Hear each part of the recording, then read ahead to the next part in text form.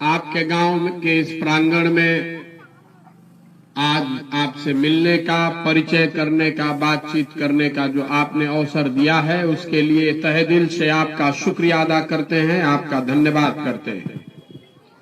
मेरा नाम है प्रशांत किशोर।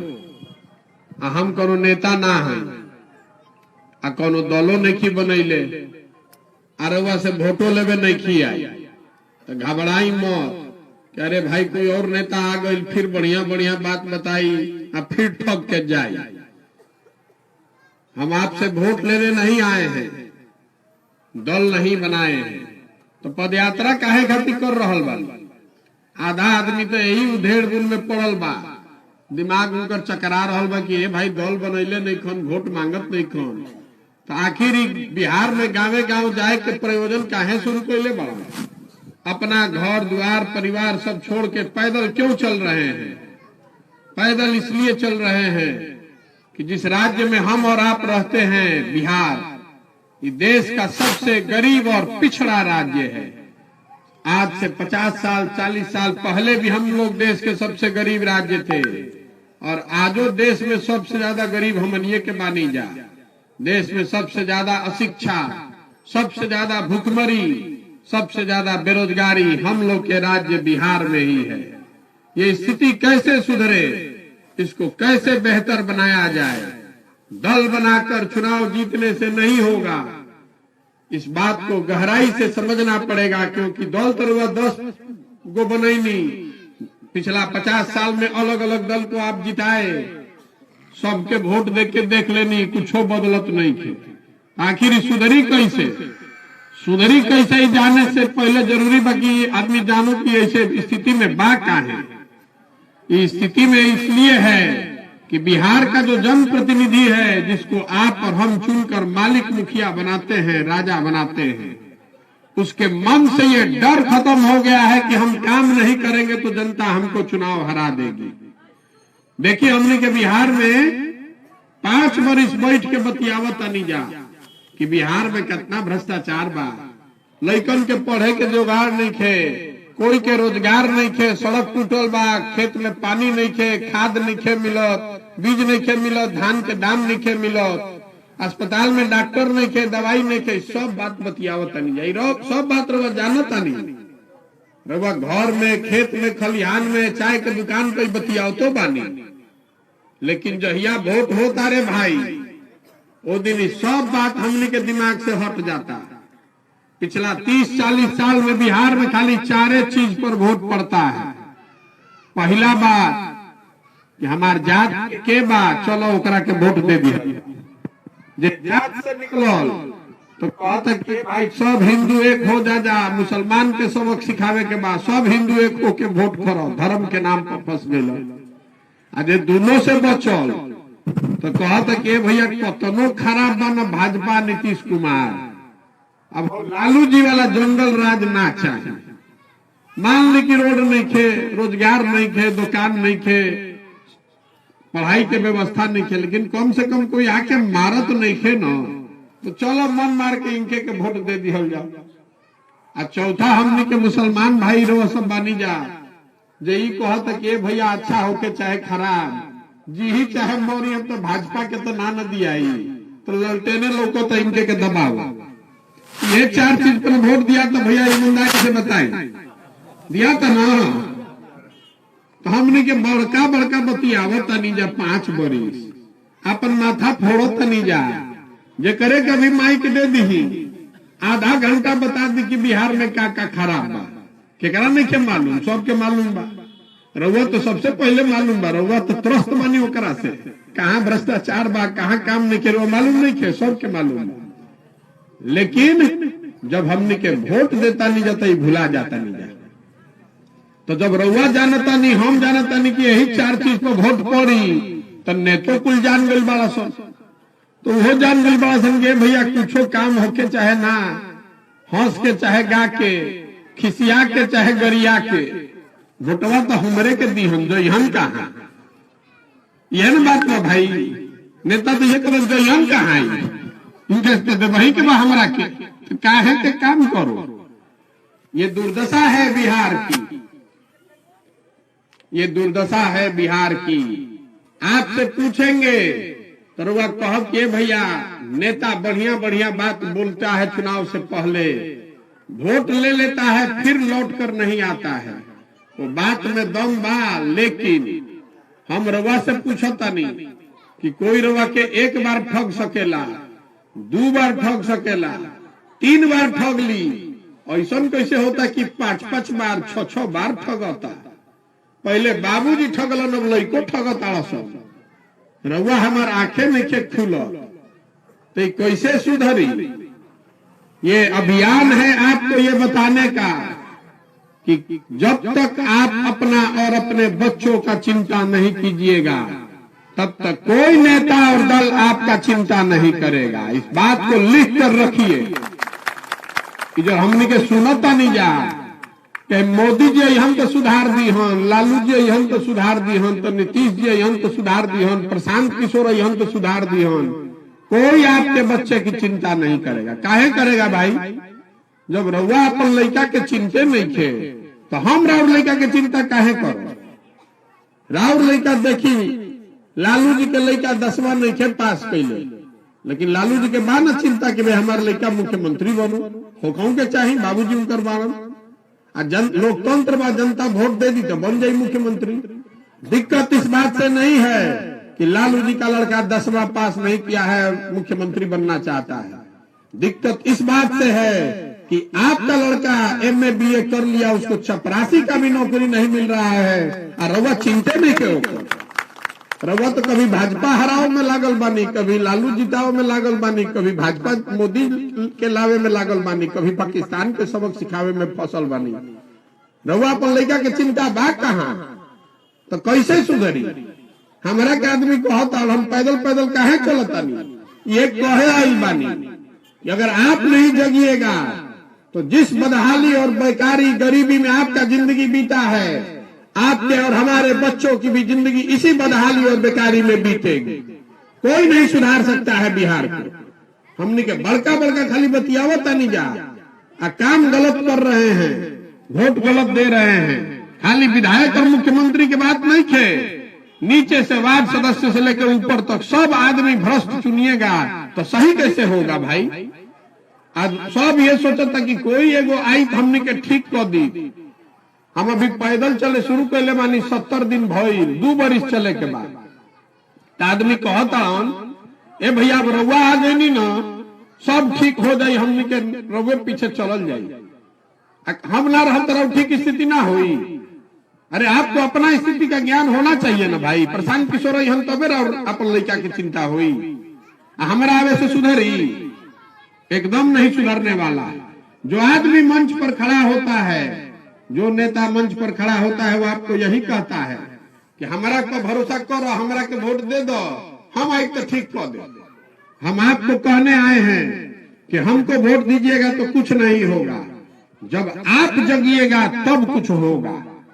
आप में वो ताकत है, आप जिसका बटन दबाते हैं वो राजा बनता है। ये लोगों की ताकत है। इस ताकत का सही इस्तेमाल कीजिएगा तबे बिहार सुधरेगा, ना तो सुधरे वाला नहीं थे। देखिए 2014 में ऐसे ही पूरा देश में हवा चलल कि मोदी जी आई हम तो सब ठीक हो जाए। मोदी जी के वोट दिया ही बना भाई, कुछ आदमी दिले हुए नहीं। जैसे 2014 में मोदी जी के हम ही प्रचार करत रहे, नारा रवा सुन ले हो, हर हर मोदी, घर घर मोदी। मोदी जी गुजरात के, अब बिहार में घरे घर आदमी कहता मोदी जी यहाँ तो महंगाई खत्म हो जाये, मोदी जी यहाँ तो भ्रष्टाचार खत्म हो जाये, मोदी जी यहाँ तो रोजगार मिल जाये, मोदी जी यहाँ तो देश के विकास हो, बिहारों के विकास हो जाये। अब भइल की नहीं तो रउआ अपन जाई घरे जाची परखी का भइल रउआ के बतावत। घरे घर से हमनी के मोदी जी के वोट देनी, जब मोदी जी प्रधानमंत्री हो गई तो घरे घर से सिलेंडर के 1250 और DAP के 1600 रुपए वसूलाता, पूरा वसूलाता ना, छूट नहीं खे ना मिला। अरे तो भोटवा हमनी के देले बानी, जब सिलेंडर के पैसा DAP के पैसा पाकिस्तान का आदमी दी, हमनिए के देवे पड़ी, कोई जान ना बचाई। गलती हम लोग किए हैं तो हम ही लोग उसका भुगतान करेंगे। ढेर वोट देनी जा हमनी के मोदी जी के, तो मोदी जी हो गए प्रधानमंत्री, आ थोड़े थोड़े वोट देनी जा हमने के नीतीश कुमार के, तो नीतीश कुमार हो गलन मुख्यमंत्री। नीतीश कुमार मुख्यमंत्री भइलन तो कहलन कि हमरा के सब महिला लोग वोट देले बा, हम बिहार में लागू करब शराबबंदी, तो शराबबंदी लागू हो गई। नीतीश कुमार के शराबबंदी देखी, शराब के दुकान बंद, होम डिलीवरी चालू, घरे घर शराब के डिलीवरी होता ना भाई। 100 रुपया के शराब 400 रुपया में होम डिलीवरी होता। गरीब आदमी अगर शराब के संगे पकड़ा जाओ तो पुलिस मार के तोड़ के उनका के जेल में बंद करता। अब बड़ा आदमी जो बा शराब माफिया हजारों करोड़ रुपया कमा रहा बा शराब के धंधा करके। अब महिला लोग बुर्बक बन के सब नीतीश कुमार के दे दिलस वोट।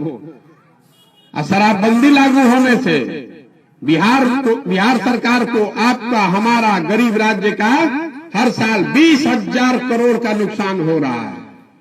अब 20,000 करोड़ के भुगतान कैसे होता? डीजल यहाँ पर 9 रुपए लीटर ज्यादा और पेट्रोल पर 13 रुपए ज्यादा टैक्स लगाया गया है। उस शराबबंदी से जो नुकसान होता है उसका भरपाई खाती डीजल पर 9 रुपया और पेट्रोल पर 13 रुपया हम और ज्यादा देता नहीं जा। हमारा लालू यादव, नीतीश कुमार और मोदी से मतलब नहीं थे। हम आपको उदाहरण देके बता रहे हैं, जैसा वोट दबाइएगा उसका परिणाम आपको और आपके बच्चों को भुगतना पड़ेगा। कोई नहीं बचा सकता है। जब तक आप नहीं सही वोट दबाइएगा तब तक बिहार को सुधारा नहीं जा सकता है। तो आदमी कहता नहीं भैया ये बुझाता विकल्प न ना रहे। बिहार में तो दुए गो दल बा, एगो मोदी जी के भाजपा, एगो लालू जी के ललटेन, अब बीच में नीतीश कुमार कभी पलट के भाजपा के ओर है, कभी पलट के ललटेन के ओर है। ये तो पते नहीं चलत की रहियन के ने जेने रे वो वोट दबाई तो दूसरा ओर चल जाए। उनका अपन कुर्सी चाहिए तो वोटवा के करा के दिया। तो हम बता रहे हैं आपको वोट किसको देना है। आपने 30-40 साल में अलग अलग दलों पर दाव लगाया, अलग अलग नेता पर दाव लगाया। अब एक बार अपने आप पर दाव लगाइए। इसका नाम क्या है? जन सुराज। ये प्रशांत सुराज ना हो। जो बात गांधी जी ने बताई कि ग्राम के स्तर पर, गांव के स्तर से लोगों को चुनकर निकाला जाए, लोगों से राय विचार करके ऐसे लोगों को ढूंढा जाए और उसके पीछे ही सारी व्यवस्था लगाई जाए। उसके पीछे आप लगिए, उसको आशीर्वाद दीजिए, वोट दीजिए, वो जीत कर आएगा, तभी बनेगी जनता की सरकार। बिहार तब सुधरेगा जब 40-50 हजार वार्ड सदस्य अच्छा आदमी बन जाये हो, जब 4-5 हजार अच्छा आदमी मुखिया बनेगा, जब बढ़िया आदमी प्रमुख बनेगा, जिला पार्षद बनेगा, जब 100-150 अच्छा आदमी विधायक बनी तब न बिहार सुधरी। खाली मुख्यमंत्री बदले से बिहार सुधरे वाला बा? नीचे से लेकर ऊपर तक सब वही घूम गया है। इसीलिए पदयात्रा कर रहे हैं कि गांव शहर कस्बे से ढूंढकर ऐसे लोगों को निकालें जो समाज का सही आदमी है, जो ठग नहीं है, जो किसी को धोखा नहीं दे, किसी को लूटे नहीं। एक बार समाज से सही आदमी को ढूंढकर निकाल लिए तो सबको एक साथ बैठाएंगे और सबे मिलकर तय करी कि दल बनावे के बाद तो बन जाए दल। दल बनाने में कितना देर लगता है? तो एक दिन में बन जाएगा। लेकिन अगर दल बन गया तो दल प्रशांत किशोर का नहीं होना चाहिए, किसी एक व्यक्ति का नहीं, किसी एक परिवार का नहीं, किसी एक जाति का नहीं। ये जो पूरा अभियान है ये महात्मा गांधी की आजादी से पहले जो कांग्रेस थी उसको पुनर्जीवित करने का अभियान है, जिसमें लोग मिलकर लोकतांत्रिक तरीके से दल बनाए और उसके बराबर के हिस्सेदार हो। कार्यकर्ता ढूंढे का अभियान नहीं थे। बहुत आदमी हमारा कहते हैं भैया हम कैसे जुड़िए से, तो भैया पर्चा फाड़ के मेंबर बने का अभियान ना है, हम मिस्ड कॉल दे के ज्वाइन करे के भी अभियान ना है। ये समाज से ऐसे लोगों को ढूंढने का अभियान है जो बिहार को सुधारने की काबिलियत और जज्बा रखते हैं, जिनके अंदर ये जज्बा है कि नहीं साथ में मिलकर एक नई व्यवस्था बनाई जा सकती है। जो गांधी जी की सोच थी उस सोच को पुनर्जीवित किया जा सकता है, जिसमें हिंदू मुसलमान, अगड़ा पिछड़ा, अमीर गरीब बराबर का मालिक बने, कोई किसी का झंडा लेकर नहीं ढोए। हम उनको नहीं ढूंढ रहे हैं जो हमारे पीछे चलना चाहता है। आदमी कहते कि रवा पर भरोसा काहे करी, तो हम रवा को बताओ तनी कि हमरा पर भरोसा बिल्कुल मत करी। हमारे पीछे मत चलिए, हमारे साथ तब आइए जब हमारे बराबरी में चलने का काबिलियत और जज्बा रखते हैं। ये उनको ढूंढ रहे हैं जो हमारे बराबरी में चले और बराबर का ताकत लगाकर इस चीज को खड़ा करें। अब ये पूरा जो अभियान है, आदमी कहता है कि प्रशांत किशोर के कितना आपको बड़ा रवा में शक्ति बा, बड़ा ताकत बा। हम में कोई ताकत नहीं है। अभियान हमको हमारी ताकत दिखाने का नहीं है। ये अभियान है आपको आपकी ताकत का एहसास कराने का। जैसे हनुमान जी रहन, उनका ना बुझात रहे कि कितना शक्ति हमरा में बा, कोई दूसर बतावत रहे तब ओकरा उनका बुझात रहे कि हम 7 समुंदर फान सकीला। पढ़ले मानी ना रामायण में। तो जनता भी उसी तरह लोकतंत्र की हनुमान है। आपके पास वो ताकत है।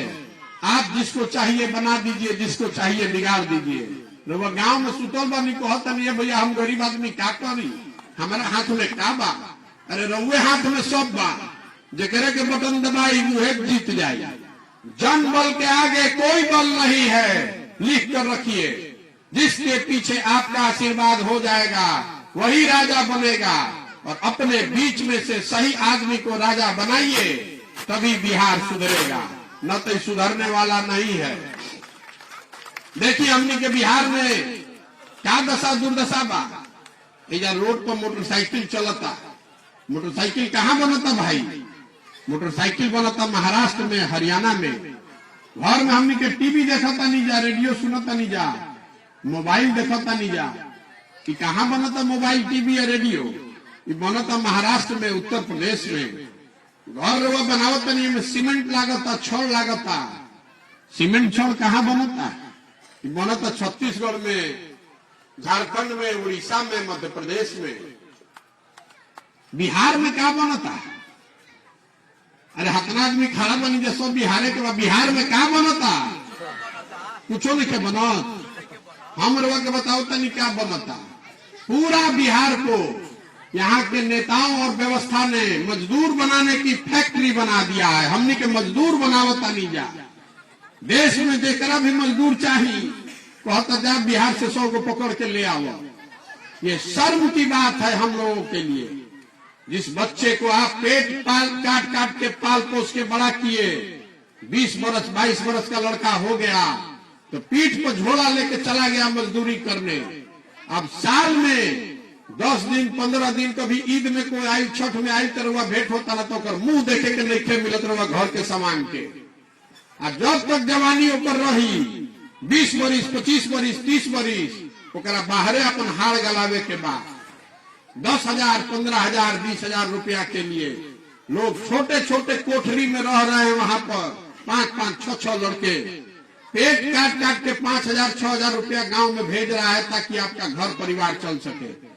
हमनी के आंखें नीचे खुलत, इधर सब होशियारे बुझता अपना के।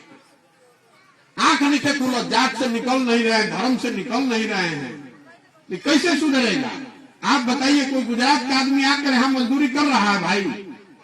कोई करता गुजरात का आदमी इजा मजदूरी? पंजाब महाराष्ट्र के आदमी आके इजा मजदूरी करता? काहे नीचे करो? वो जो गरीबी बा, वो जो भ्रष्टाचार बा, ओजा के आदमी आके बिहार में काहे नहीं के मजदूरी करो? ऐसे नहीं के मजदूरी करो। ओजा के शासन, ओजा के राज्य में इतना व्यवस्था सरकार कर दिले बा कि 10-15 हजार के मजदूरी खातिर आदमी के अपन परिवार छोड़ के, घर द्वार छोड़ के बहरी नहीं के जाए के। अगर ये व्यवस्था गुजरात में बा, पंजाब में बा, महाराष्ट्र में बा, तो बिहारों में होके चाहिए ना? होके चाहिए कि ना? होके के राउर लड़का रहो संगे रहो, राउर समांग राउर मर्द रहो संगे रहो, तो राउर हिम्मत रही ना दुगुना। तो रहो काहे नहीं की बात के समझो? इस बात को क्यों नहीं समझते हैं बिहार के लोग? देश भर में हमने के मजदूरी करे खातिर पैदा भइल बानी जा। ये ज्ञान की भूमि रही है बिहार, इस बात को समझिए। हमने के बाहर जाता नहीं जाता कहता बिहारी मतलब अनपढ़, बिहारी मतलब बेवकूफ। हम लोग बेवकूफ आदमी हैं सब लोग। हम लोग बेवकूफ नहीं हैं, हम लोग अनपढ़ नहीं हैं। ये नेताओं ने और व्यवस्था ने हमको आपको मजबूर बना दिया है, बेवकूफ बना दिया है। एक बार आप जग जाइएगा, ये व्यवस्था बदल जाएगी। तो जो बिहार के लड़के बाहर फैक्ट्री में मजदूरी कर रहे हैं, वही लड़के यहाँ आकर फैक्ट्री लगा भी सकते हैं। और दूसरे जगह के लोग आकर यहाँ रोजगार करेंगे। आप जगिए, अपने लिए नहीं तो कम से कम अपने बच्चों के लिए जगिए। अपना नहीं तो बच्चा का चेहरा देखी, वोट उसको दीजिए जो आपके बच्चों के लिए स्कूल बनवाए, जो आपके बच्चों के लिए रोजगार दे। नहीं कीजिएगा तो सुधरने वाला नहीं है। कितनों दिन होगा कोई के चुन नहीं, सुधरी ना। किसी का बंधुआ मजदूर बनकर वोट जो आप दे रहे हैं उसका कोई फायदा नहीं है, ना राजनीतिक फायदा है, ना विकास के नजरिए से फायदा है। जितने हमारे मुसलमान भाई बैठे हुए हैं आपको बता रहे हैं कि जो जाति वाला समीकरण लगा कर वह सोचता नहीं कि भाजपा के कोई समूह हरा दी, नहीं हो सकता है। लोहा को लोहा काटता है। जिस विचारधारा पर आधारित भाजपा है उससे अगर आप लड़ना चाहते हैं तो गांधी की विचारधारा वाले कांग्रेस को पुनर्जीवित कीजिए। देखिए रास्ता अपने आप आपको दिखेगा, जिसमें विकास भी होगा और सुरक्षा भी होगी। जो बात महात्मा गांधी ने बताई कि सुरक्षा आपकी तब होगी जब हिंदू समाज ये चिंता करे कि मुसलमान भाई की सुरक्षा कैसे होगी, और मुसलमान इस बात की चिंता करे कि हिंदुओं की सुरक्षा कैसे होगी, तब सुरक्षा बनेगा। और नहीं तो वह सुरक्षा के नाम पर जब आप किसी क्रिमिनल को जिताते हैं, अपराधी को जिता देते हैं, तो वो अपराधी जब जाकर बहुसंख्यक समाज में किसी को मारता है तो जैसे आपको अपनी सुरक्षा प्यारी है तो उसको भी तो अपनी सुरक्षा प्यारी है। वो भी कह रहा है कि कुल मुसलमान लोग ऐसे दे देता हूं जब वोट अपराधी के ललटेन पता, यही से आके हमने के दिक्कत होता। चलो रे भैया भाजपा के जिताओ, इससे नहीं बनेगी बात। कोई हमारा आदमी कहता भैया महागठबंधन की मदद काहे नहीं करत, क्यों करे महागठबंधन का मदद? 2015 में किए थे ना मदद, 17 में नीतीश कुमार भाग के भाजपा में चले गए। तो आप बताइए ना इसमें से कौन वीर है जो बता देगा कि नीतीश कुमार फिर नहीं भागेंगे? आप फिर जिताइएगा फिर भागेगा वो आदमी, लिख कर रखिए। आज का दिन और समय